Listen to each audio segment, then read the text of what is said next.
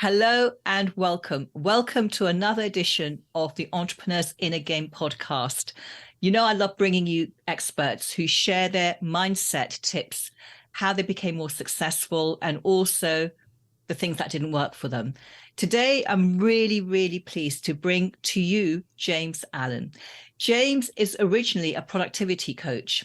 He was obsessed with how to work fewer hours while simultaneously growing his income, which led him to learn about creating passive income with digital products. James has helped hundreds of coaches and creators earn their first dollars and more online with his private coaching, courses, and content while cutting their work hours in half.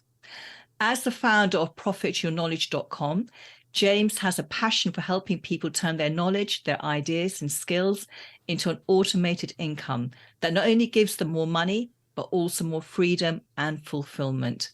James, a very warm welcome.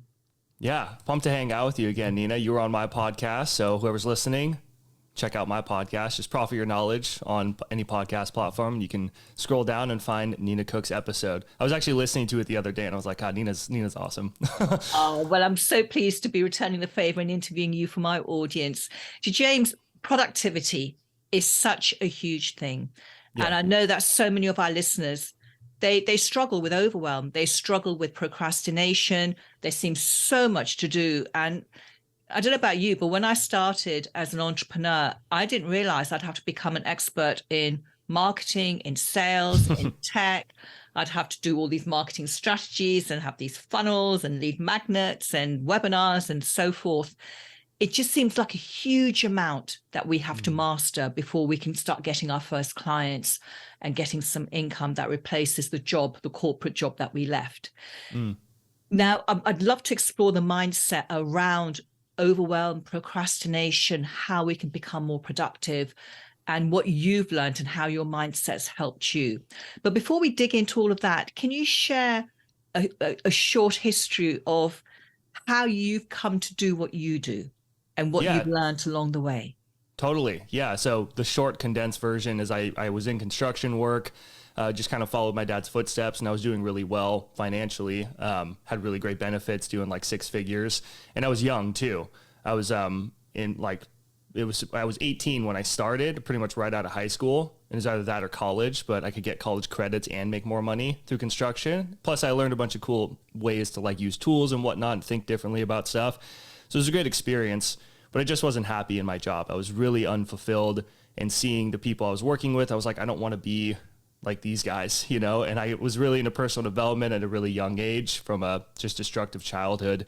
So I saw people like Tony Robbins and Nina Cooke, you know, and just awesome people who were like these really awesome entrepreneurs. And I wanted to be like them. I wanted to be around them, sharing my ideas online. So I found out about coaching, and I was like, this is like the career for me. You can get paid to do that kind of stuff and help people with this. So that's pretty much what led me into life coaching, just as a general kind of getting my foot in the door. But I felt more like a generalist, and I was working with clients, and I was trying to like navigate with being some sort of specialist, but I didn't know what I wanted to specialize in. And in the years of practicing like life coaching and working with people, I found ways to be more productive, to manage myself as my own business owner and my own boss, instead of showing up to a job being like, you're going to go do this for this amount of time and then you're off. It's like I have to actually figure out what those things are for myself. And just had to get really streamlined with my processes. And that's what led me to productivity coaching. So I started helping people more with that and the things that I had learned. And then I found out about, passive income, selling digital products. And I built like six online courses until I was able to make one that actually sold on autopilot and sold completely hands off. And it was like the coolest feeling in the world. I've done 3K deals, 5K deals, even $10,000 packages, you know, in one phone call. But when I made a $200 sale in my sleep, I was like, this is productivity. This is like the name of the game. And then shortly after, I made another one that was $300 because it was a second tier to the same product. And it just kind of snowballed from there. And then I was working with those people and productivity, and they were like, well, can you help me with that? And then that's kind of what led me into just teaching this. So I still teach a lot of productivity, but I've just moved to more of like helping people with like the business side and creating those passive income streams. Amazing. Making money while you sleep is the dream. It's the name of the game. So So let's dig into this a little bit. Productivity, it is a mindset game, isn't it? yeah, Because 100%. we I can think talk ourselves out of being productive every day. You know, we wake up in the morning and think, okay, today I'm going to get this done. I've got the time on my calendar. I'm going to complete this task, this marketing task. And get to the end of the day, think another day slipped by and I didn't do it. Somehow I fill the time doing other stuff and I'm no closer to getting a client. So can you talk us through your thinking around productivity? What are the pitfalls that we fall into, and how can we start thinking differently about productivity so we actually sit down and we do the stuff that matters? Yeah, well, it's being able to find the things that actually matter. And there's a great book about that called The One Thing by Gary Keller. Oh, yeah, I've got that. It's a great book. And it's all centered around this one question of what's the one thing that I can do that such by doing that will make everything else easier or totally unnecessary. And for me, I was struggling with like getting clients and stuff, and it was inconsistent and all that. And I'm like, okay, well, what's the one thing? And it was marketing. And that's where I kind of got into learning more about marketing myself. Cause you can be a really good coach or a service provider of some kind, but if no one knows who you are, then like, and they can't see the value in what you provide ahead of time, then they're not going to really consider working with you. They won't even know about you. They could be a perfect client, but like, they're not going to want to work with you because they don't know who you are. So that's like a great question to ask. Is like, what's the one thing that I can do that such by doing that is going to make everything else easier or totally unnecessary? And I think like that coupled with doing an 80-20 analysis, and the way we do that is basically if you just think about all the tasks that you do as an entrepreneur in your business and write it all out. Just get everything on paper. You can do a Google Doc, pen to paper, whatever you want, but just get it in front of you, like all the different tasks you have to do, from uploading, editing, recording things, working with clients, finding clients, outreach, onboarding, like everything. Put it out that you do on a daily basis. And then what you want to do as the next step is to review all of that and think about level of importance from, let's say, 1 to 10, or you can do 1 to 5, depending on how many things you do. 1 to 10, and you're going to write down like number 1 being, this is like incredibly important. Like I have to do this. Me as a coach, a great example is like filming your content if you're doing video or working with clients. Those are like top priority things, obviously. Editing can be lower on the list because you can outsource it, but sometimes people aren't ready to outsource. Hiring an editor can be expensive. So you kind of have to make the decision based on where you're at in your business on what makes sense to you. But a lot of things, in terms of like the editing portion of our list, you have everything written out. You're starting to number things. You also want to think about 3 main criteria when you're doing this, and it's either eliminate, automate, or delegate. And those are really 3 criteria, starting with eliminate. So you want to think like, I'm probably doing some tasks that like aren't actually doing anything for my achievement of this goal. And it can be business, it could be anything really. But you have to look at it and think like, if I stop doing that, is anything really going to change? Is it going to have a really big impact on my business? And it's like, no, I mean, really, it won't be. And it kind of depends on your business. It could be that you're not getting any traction posting on social media, but you are getting traction posting on YouTube, we'll say, or maybe your blog is getting a lot more traction. Okay, well, like I'm just going to stop posting on social media because time is of the essence, and that's like my most valuable asset. And you could maybe do it like passively if you wanted to, but if it's not working for your business and your blog is just really growing, then double down on that. It's just a quick example. So you want to eliminate things. And then from there, once you've eliminated all the unnecessary tasks, you want to think about automating, because you can automate so much nowadays and so many processes and be a one-person show. Like Justin Welsh is a great example. Guy does like $130,000 a month or something, and it's only him, because he has proper automations and processes in place that work for his business. So that's what we want to think about next, is the automation piece. And then from there, there's some things that can't be automated. For example, editing a video. As far as I know, right now, there's no way to automate that and make it actually look good. AI will probably get to a point where you can do that. But as of right now, that's not the case. So that's where you'd have to delegate, and you could talk to someone else if you wanted to. Unless you're not quite ready to delegate yet, then you can just focus on that. But that's still an important piece, because we have to put content into the world in order to get noticed if we are a coach or service provider online. Wonderful. It's a great 3-step process there. Let's take a step back from even starting the process. So the first thing is to figure out what's the one thing that if you were to do that every single day, you would logically start bringing in clients and income. So that could be, maybe some form of outreach. It could be as simple as, going through your LinkedIn list and connecting with everyone on your LinkedIn list, or just posting regularly on a social media platform, or emailing your list every day, or phoning your ex-clients or prospects and, just touching base with them. However, a lot of coaches and business owners and entrepreneurs who are listening to this will think, oh, but I don't want to do it. And they don't even do that first step. They will somehow make excuses not to do it. I'll do it tomorrow, but I need to get this done today. They will never start the process because they overthink it and they resist doing it. And so this, resistance comes up in their thinking. So how do they get over that hump of resistance, which is purely mindset? It is. And, I think like a huge mindset, I guess, tool that we can develop, because there are many, is just our ability to adapt to new situations, but also become really aware of how we're feeling. I think that that's huge. When I first started out life coaching, it was about intuition and listening to your intuition to guide you into the right direction to live a more fulfilling life, and helping clients really ultimately with that, like leaning into that intuitive feeling that we feel of like, I need to leave my job, or I need to find a new relationship, or I want to find this type of relationship, whatever it was. But it really all came down to that. So you have to have that really clear goal inside your mind. And, God, I totally just blanked on your question. Sorry.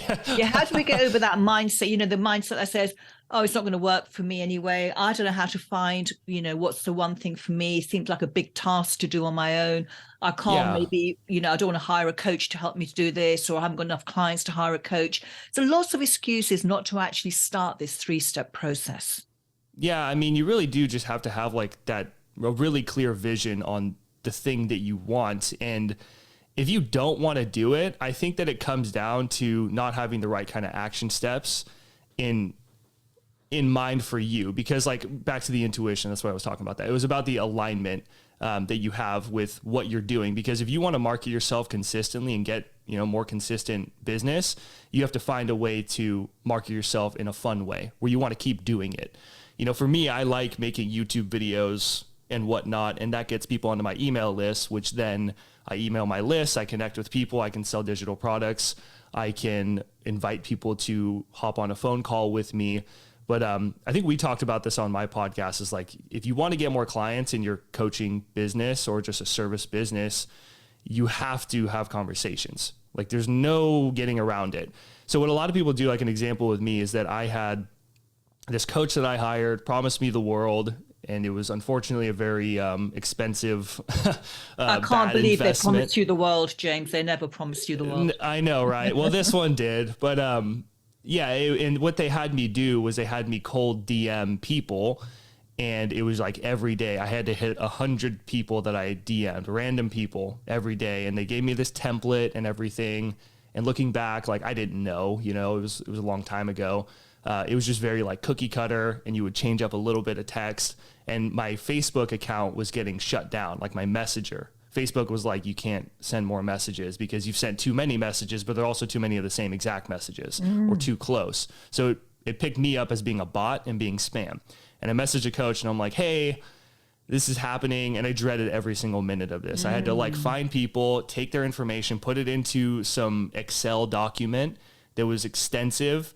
And it felt like a robot should be doing this because I'm grinding. And they're like, oh no, like you'll get to a point where like you can hire someone to do this, hire a VA to do it for you. And I'm like, yeah, my Facebook account's getting shut down. They're like, oh no, like it's okay. Just go over to like LinkedIn now, or go over to Instagram. And I'm like, that doesn't feel right. That doesn't feel like genuine. It doesn't feel right. And I wasn't getting any clients at all. And I invested a lot of money to work with this person. And there was like multiple people where I worked with them and like their process just didn't work, but it was like fitting a square peg into a circular hole, me being the square peg. it was like, this is how it has to be. So I have a process when I work with people, but I make sure that it aligns with them. But I mean, if you do want to get clients, yeah, you have to find a way to market yourself. So if you really like don't want to do the work that is necessary to get you client, which is get people into a conversation, like as simple as it is, then the way you're doing it is probably just not in alignment with you. A great way that I, find business now that feels very effortless for me is through my podcast. I get to invite people. It's really easy to invite people onto a podcast, and I never know where a conversation's going to go. I look for people that like I admire, that could potentially be a good client or could potentially have an audience that I could connect with, but that's also going to bring value to my audience on the podcast. So I'm thinking about the audience, the guest, and me to make sure it's fun and rewarding for everybody and seeing where conversations go. But I've found that that's a lot more productive for me. It's way easier to get people onto a call, just be like, hey, I have a podcast, you want to come on? And instead, like, if I just message them and was like, hey, like, you want to sit down and do a coffee chat with me, even, it's like, people are like, no, like, I don't want to waste my time. But we get to create a piece of content together that I get to share with them, and then they can spread it out. And, that's a conversation. It builds a relationship, and it leads to opportunities like this as an example. Like, you and I didn't end up working together, which is fine, but it led to me coming onto your podcast. Now I get to speak in front of your audience, and it's much more fun for me. And I mean, the first week of doing it, I made like $4,000, of just doing this, because someone happened to be like, dude, I want to work with you. I'm like, cool. And it just felt effortless. And I think that that's really important thing, is I despise cold DMing. Well, I guess I do it now, but I just invite them onto a podcast. So it's so much easier. And I think that, you just have to find that way to market yourself that is fun for you. And, I do think that it does come down to experience, really, is where we can actually make those intuitive decisions. Because I wouldn't have gotten here unless I made those mistakes of making a bad investment that I didn't know was going to be a bad investment, So it's just kind of part of the process. Absolutely. And I think we've all got our own stories about that. My story is that I invested a huge amount working with a marketer, and she had a process which I absolutely hated. It was a very complicated funnel. It was just sell a program. There were lots of lead magnets and lots of emails and webinars and more emails. And I thought I was hounding people with emails. I hated every single moment of it. But I know that it was a good experience like you had, because then I realized the penny really dropped. Oh, I have to do marketing that I enjoy doing, because her process worked for her, which is why she was the expert teaching it. But I had to realize that other people's processes weren't going to be right for me unless I enjoyed actually doing that marketing task. And like you, I love making videos. I like talking and connecting in different ways. And I've sort of figured it out along the way. But this finding that is really, really key. What aligns with you in marketing? However, the mindset piece has to be in place as well, for you to really believe that you have what it takes to be a successful entrepreneur, because we know things are tough. There's lots of challenges along the way. So let me ask you, how do you maintain a strong mindset when you come up against big challenges, when you think, okay, this is going to be risky for me to do, but this is going to be a big shift for me to do this. Maybe it's investing, or maybe it's creating something new. You don't know whether it's going to work or not. Or maybe you've had a big setback. You said you tried several programs before you found one that sold well. How did you keep going when the first program didn't work and the second program didn't work? Again, we've all been there. We've tried stuff, it doesn't work. And it's so easy to retreat back into our comfort zone saying, well, that doesn't work for me, I'm going to have to try something else. But you kept going to find the program that was going to work. So what was it about your thinking that made you keep going and you didn't give up? I was actually just on a podcast yesterday, and the person asked me the same thing when they heard that. Like, you made 6. They thought it was 4, but I was like, no, it was 6. And they were like, you made 6 courses and you kept doing it. Why did you keep doing it? So it is pretty funny. I never really thought about that. I just kept doing it. I don't know. I just had a good mentor that inspired me to show me that this does work. And realistically, I mean, when you hear there were 6, it's not like I tried 6 and I had this mentor and I kept doing it and failing. I was building courses before I had met this mentor, and then he taught me about passive income. The guy's name is Graham Cochran, by the way. He is one of my heroes. But he taught me about the business model and how to actually do it. And that's when it really started to work. So I was just kind of like shooting from the hip. And then when I met Graham, I ended up aiming down, the sights. And I had a really good roadmap on how to actually do it. But I kept making courses because I could just see that, when I was in construction work, I was grinding all the time, every day, 6 days a week. And it's like, this is the life, is what people were telling me. And I'm like, no, it's not. This is not fun. And I dreamt of having that laptop, quote unquote, lifestyle where you can travel around, you can go places, but you're also teaching people things and making an impact, sharing your knowledge. And online courses just made the most sense because, sure, I could create a book, for example, or I could do coaching. Coaching, the only thing with that is that, you'll work with people, but you get to a point where like, I have to either just significantly raise my prices to make it harder to work with people, but then your impact meter goes down because you're working with fewer people because you're turning more people away, basically. If you have a course, you can point them to that and they can still get great value. Or you have to start hiring like a team and stuff like that and different coaches and things, which is an option. But I wanted to have like a really streamlined, simple business that primarily was, just me instead of having this huge team, because that alone comes with other headaches. So yeah, that was like, I think just having a great mentor with that was huge, and having someone that could really inspire me to keep doing it. Yeah, I mean, if you, again, with online courses too, if you think about like having a book, and this is something that Graham kind of opened my eyes to, was that if you have a book, that's another way that you could travel the world and sell a book, speak stages and whatnot. But then you're kind of bound to the stage. And if you have a book that has the same exact content, the information, as an online course, just the simple fact that an online course is formatted with video content, downloadable worksheets, a comment section where people can ask you questions. You can host if you use a tool like Kajabi, you can host like a live event, basically, or an online event with up to 200 people. So you could have like, let's say 500 people, and you're like, I have this event coming up where I'm going to do an open Q&A because you're in this course, and then you can work with them, but you can do that from your computer. So online courses just made the most sense. You can make the most money, and they're digital, and they can be automated.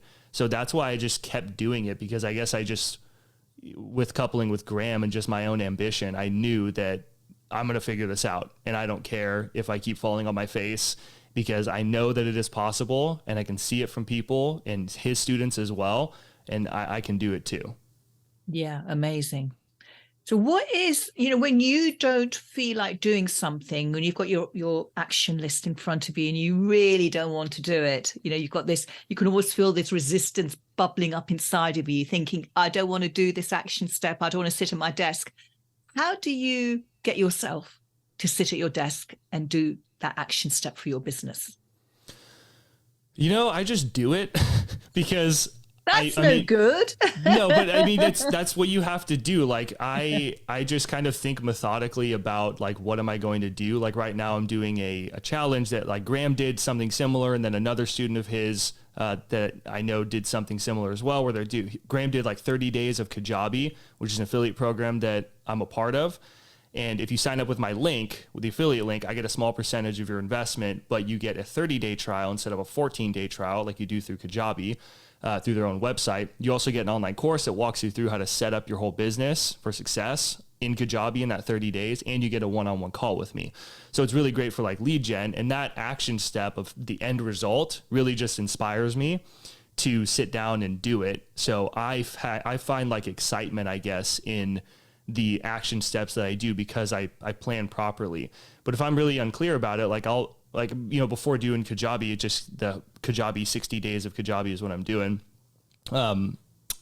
60 consecutive videos over the course of 60 days.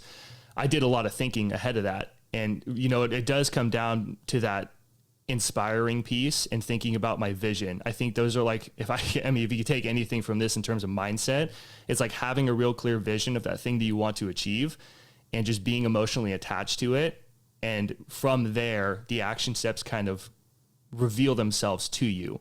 And there's a great quote. It's like some proverb. I can't recall exactly which one, but it says, the work will teach you how to do it. So really, I mean, that's how we kind of do this, is like, you have to have that vision that you're attached to, that you feel like that's the dream. And there's only one way to get to it, and that's by you taking action. You can think all you want, which is great, but like the one thing that's going to do it is by actually doing the work. And as you do the work, you're going to find out how to fine tune it and get better at it. And you'll meet more people that teach you how to do it. Like I did with Graham. I was trying online courses, and this guy just shows up into my YouTube feed, and that's how I got introduced to him. So yeah, I just understand the value at this point of pursuit towards an ideal life that I have for myself. And I just trust myself at this point where I can take action, even if I don't know all the steps, and the next one's going to get revealed to me. The next step will get revealed to me. Like, for example, right now with this Kajabi thing, I'm making 60 videos. It's a lot, and I'm pre-recording all of them, and then I'm going to put them out. But I just kind of started making a video, and I was like, I'm going to find a way to make sure it's streamlined. I had that goal in mind, so I can make this really simple and easy. And then pieces just started getting put together. And it's like, okay, I figured this out. Now I'm going to move to this one. So right now it's just like, record the videos. Because if I want to get that end result, I have to record 60 videos, and then after that, I have to just publish my 60 videos and see what happens. It could really be dramatic in my business, or it could not be. But I know that it's been successful for like Graham and then Lane as well. They're what Kajabi would call in their partners tiers a legend partner, which means you have to have at least 200 active referrals. So I'm like, I want to be up on the leaderboard with them, and I'm just attached to that goal. So I think that's kind of, hopefully that answers your question. Yeah, that's really, really great what you said. Rather than sitting there thinking, oh, I need to write a post on social media, is to link that activity to your vision. Mm-hmm. And think about the vision and know that taking that step right now is going to get you to that vision. It's just a step along the way, but giving it some value in your mind. It's not just, oh, I have to sit down and write something, I don't want to do it. It's like, this is going to help not just me to get to my goal, it's going to help the people who read the post. And as you said, be emotionally attached to doing it. I really love that. I think that's amazing, to really have a sense of purpose when you're doing anything and knowing where it's going to lead you to. What is the top productivity tip you can share with our listeners? The top productivity tip. I think like one of the top ones is that question that I shared with you before, like finding that one thing that if you can do that one thing, then that's going to make everything else easier, totally unnecessary. I don't know if we talked about it, but someone else I know I talked about it with, but in the book Expert Secrets by Russell Brunson, I'm revisiting that because it's a great book. I have that as well on my shelf. Yeah, right. But he talks about the big domino in his like perfect webinar script. And he was at some event where like everybody had to be a millionaire in order to be there, like just to qualify to be at the event. And Tim Ferriss was there, Tim Ferriss podcast, super big productivity dude as well. And people were like, oh, I got to do a Q&A with Tim.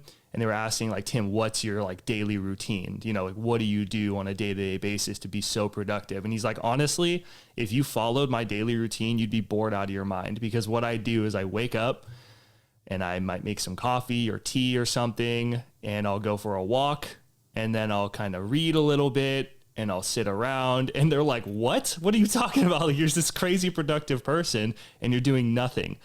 And he said that the whole time he was basically figuring out that one thing. And they call it the big domino, but it's the same concept as Gary Keller's. What's the one thing I can do that by doing that, it's going to make everything else easier or totally unnecessary? For me, my Kajabi videos is a big domino, because Kajabi is a high searched term on YouTube. People want to learn about it, and people are constantly learning about ClickFunnels or getting into the game of who I can help. And then they find my videos, ideally. And after this, I'm going to keep making Kajabi videos. It's just kind of like the launch pad for it. And I spent a lot of time thinking about this action. This was currently a big domino for me. And because it has a lot of search volume, they can find me. I'm adding value, teaching about the thing. And then I make my offer where they can get the 30 days, a free course, and then the free call with me. And that leads to basically calls being booked on autopilot. So that takes out a huge part of energy, especially if this really does very well, as hopefully it does. Then I'll be able to book calls basically on autopilot. And the people that sign up for my link because they're interested in Kajabi and they want my help, they're going to be a way more qualified lead than me just like randomly DMing someone. You know what I mean? Yes. And from there, I get to help them. And whether they decide to work with me long term, it's not a big deal. I still get to help someone and hopefully become a Kajabi affiliate, which becomes recurring revenue for me because Kajabi is like $150 a month at the lowest tier. So for me, I get 30% of each commission. That's my commission. So it's like 45 and then up to like $60 per person. You know, so that's going to add up as more and more people get inside of it. So it's monthly recurring revenue, but then also I get to do a phone call with people. And then, yeah, calls are being booked for me on autopilot. So that's an example of like a big domino in my own business where I'm like, if I do this one thing, I make these 60 videos and I publish them, it's going to be a bit of a headache, you know, because like I have to make them. I mean, I'm having fun doing the videos, but it's just kind of a grind at this point. So I'm just chipping away at it. And that is what I know is going to lead to better business down the road and more of an automated style business. So it's just being more smart with our actions and finding that quote unquote big domino. Great productivity tip. I love it. Mm-hmm. And what's the biggest lesson that life has taught you so far? The biggest learning you've had? Oh man, there's a lot. I think that especially in terms of like mindset, something that I've learned fairly recently in the last few months from a coach and now friend of mine named Greg Faxon. He helps coaches fill up their client roster. He taught me a lot just about like ethical marketing and things like that. Definitely check out Greg Faxon. Let him know James sent you, by the way. He'll take care of you.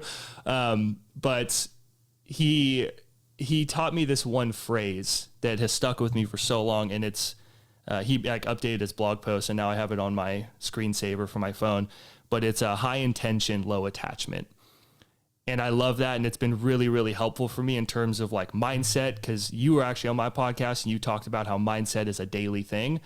And it really is. So this is kind of like my one, I guess, saying that keeps me at a positive mindset. And it's not just my business. It's everything in life. It's my relationships. It's, you know, friendships, it's opportunities, it's, you know, getting a new client, whatever it is. But you have a high intention that you set. An example with getting a client is that, you know, you can do everything that you can to enroll a client. Like you get them onto a call, you know, you work with them and everything, and then you offer your coaching services.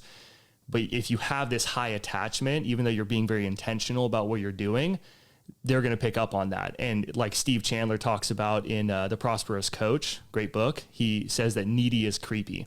And that's basically what you're being when you have this high attachment. If you want to go get, you know, a new girlfriend or boyfriend, you're in the dating scene, you're like, I'm doing the date, which is what I need to do in order to get to the next level. You know, it's the step I need to take, like we were talking about before. But you have this crazy high attachment to like getting the person. They're going to be like, I don't know what it was, but this person was kind of creepy. It's the same thing with coaching and just getting clients as well, is that, you know, you have to create clients, as Rich Litvin says in that book and The Prosperous Coach. So yeah, that's kind of the saying that I love to live by, is like high intention, low attachment. And it's really just an energy game where like you can have this high intention, you're taking those steps, but you have a low attachment to whether or not the person signs up with you or not. You have a low attachment to whether or not the person decides to be your girlfriend or boyfriend or not. But you're having the high intention by taking the steps that you need to take in order to achieve the result. Wonderful. That's such a great saying. And it is really about having the satisfaction of knowing you've done your bit. Mm-hmm. And then how the person responds is up to them, but letting go of that and just being at peace and knowing you've done your bit. You've basically got the ball into play. And if someone hits the ball back to you or not, it's up to them. Yeah, pretty much. Brilliant. Great. Thank you, James. It's been amazing. I've learned so much from you. How can our listeners and viewers find out more about you and the wonderful work that you do? Yeah, so you can always check out my website, profityourknowledge.com, or just type in Profit Your Knowledge on YouTube and you will find me. But check out my YouTube channel, hit subscribe. I think that's probably the best place where you can actually like dive into my content and watch videos and stuff and learn more about it. You can check out my 60 Days of Kajabi as well on the YouTube channel. It'll be up there, or it'll be starting to, depending on when you listen to this. And then, if you want to pick up a guide that walks you through how to earn your first $500 per month or more of passive income, you can just go to profityourknowledge.com/guide. And even if you land on my website, it's all built around that, because that gets you onto my email list. And then, we can build a relationship from there. But it's going to walk you through the process on how kind of the things that I've learned in terms of creating passive income and making it happen if you want to create online courses and that kind of stuff. You could even use it in book calls passively as well. It works for that as well. So you'll get it. It's actionable. It's short. And profityourknowledge.com/guide. Fantastic. Well, we'll add that on as a link. Thank you so much. It's been amazing. And the time has absolutely flown. And for everyone who's been watching and listening, I hope you got tons of value from our call today. Thank you so much for being here.